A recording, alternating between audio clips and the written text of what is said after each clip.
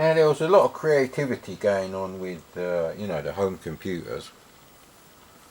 Some people might say a lot of arcade bashing, illegal conversions, rip-offs, weird remixes of unlicensed arcade conversions.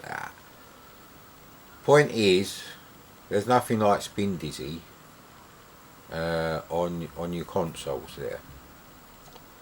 But Spindizzy, I think my mate had it on his Atari, but I had it on my C64. It was a summer game. I'm pretty sure it was a summer game.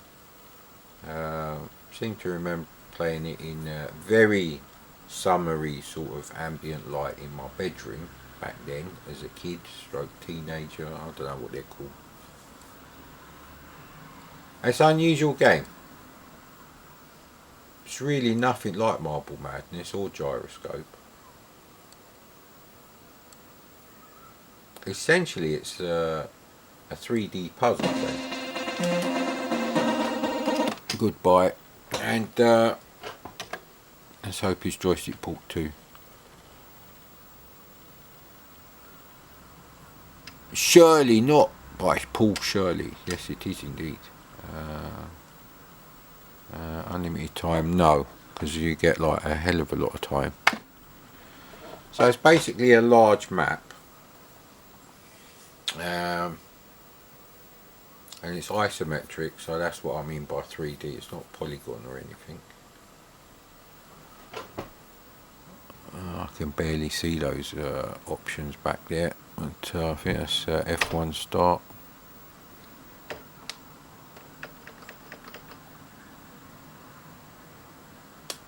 No, it's 5 to start. So there's no music or anything. So it's kind of like asteroids inertia, or thrust if you're a C64 person. Combined with, you know, Marble Madness, isometric sort of thing. So once you orientate yourself to what is left and right and what is you know, up and down on the joystick doing, they are doing the same thing in the isometric world, so that's correct. So it's literally a collect 'em up.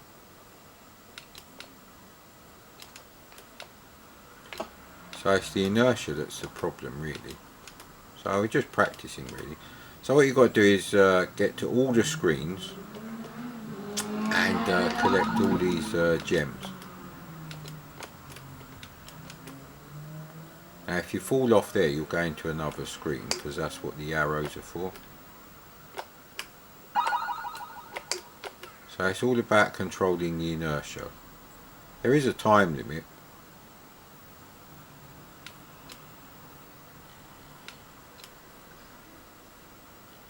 Oh, see what I mean?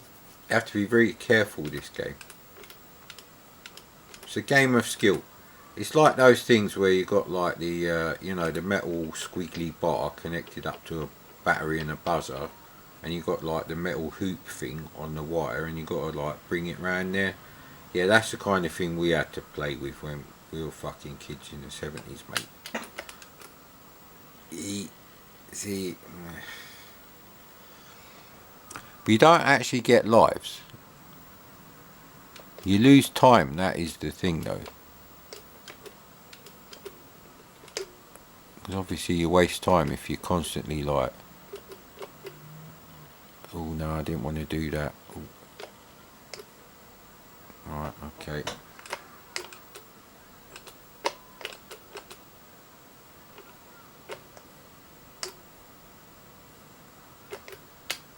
The fire button doesn't do nothing, so you can't jump.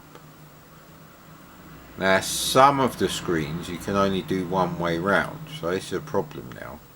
So it's really just working all that stuff out. So you'll never get it from there, because there's nothing on the other screen.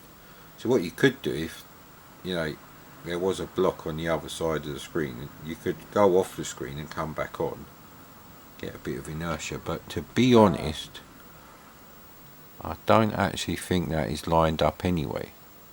although it could be up in the air, so if they had shadows that would help. So it's not really a kind of game you'd recommend to someone who wanted to play another Marble Madness style game. So you lose a lot of lives there. And we're out of time already, I believe. Mission aborted. There you go. I'm terrible at this game. Press a key to go on.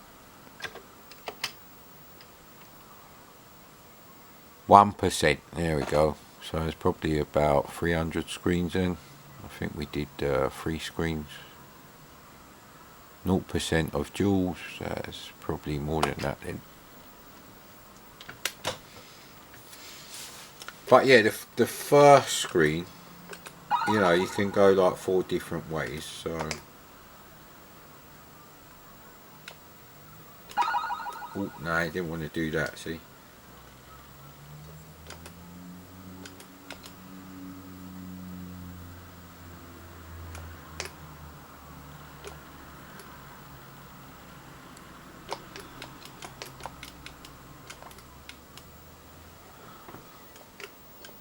Very silent game. I think this was a fairly highly rated game, but I don't think I could rate it that much without, you know, sound effects being the only like sound, and there's not even that many of those, so you can't go that way.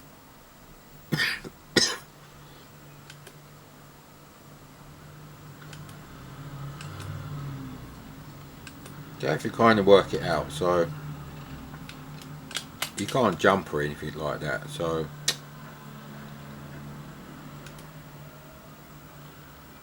don't know what that means there. That must mean something, but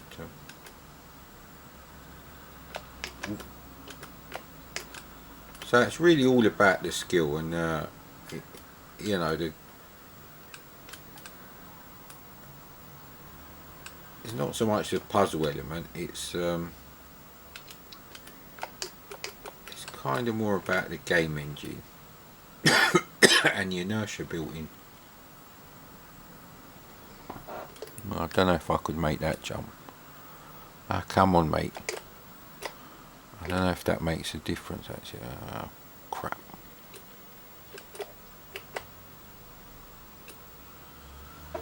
Yeah, I don't seem to be. Maybe fire does actually do something. No, maybe not then. Yeah.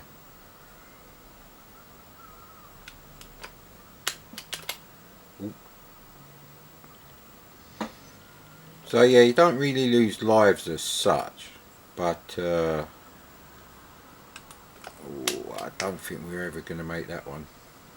So yeah, see. It's not actually really that playable. You seem to get stuck, so it's like, you know, it's like you can't really make a 90-degree turn like Automan in his car. Although that's really what you need to be able to do. So I can't see how you would ever get enough speed to get up onto that level. So yeah, it's an unusual game, very creative, but it's actually really difficult from the get-go. So you know, we're going to run out of time anyway, so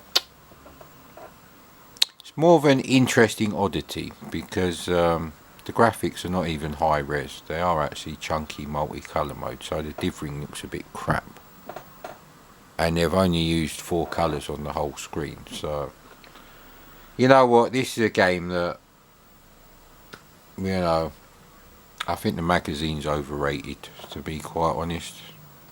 It's alright, but it's not as bad as a budget quality game for the mid 80s, but I don't think it's worth 10 quid of your pocket money.